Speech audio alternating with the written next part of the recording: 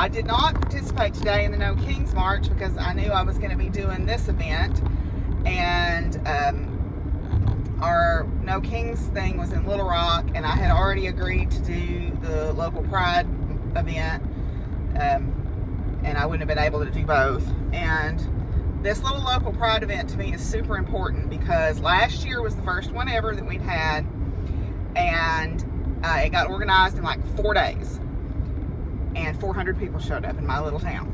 Or not my little town, but the town next to it. I was really nervous at first. I did not know how many people were going to show up. I was a vendor. I got in with some of my friends and was a vendor, and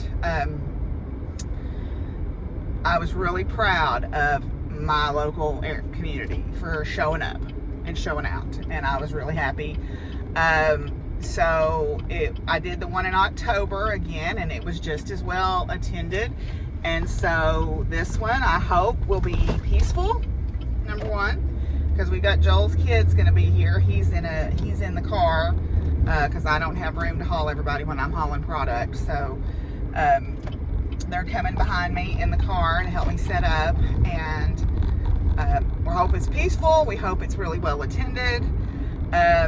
You know, this world is in tumult right now, and I hope that that's because it's the dying gasp of the old ways falling away. But we have a safety plan in place in case something goes sideways, and we'll just do our best. But it's important for me to be here, regardless. Part of the resistance is showing up, and whatever way that is.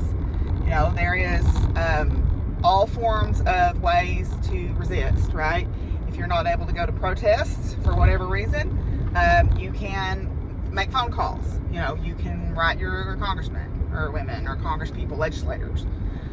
You can get involved in local efforts. I know a lot of people I know are getting involved in the Indivisible programming in their area.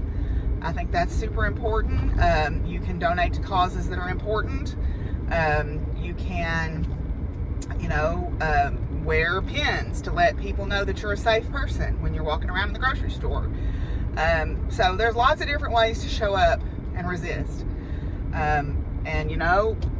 It's been a minute since I've done a podcast, but if somebody's found me recently and don't know that this is how I think, this is how I think. We believe in this house, as Notorious Needles cross stitch that I'm still working on says, we believe in these things, and we believe that all bodies are beautiful. We believe water is life. We believe Black Lives Matter. We believe that trans rights are human rights. We believe women's rights are human rights. We believe science is real.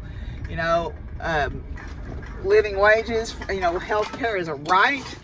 And we believe in supporting the LGBT plus community. So, yeah. So here we are. We're headed to Pride, and I'll try to get some footage of our setup.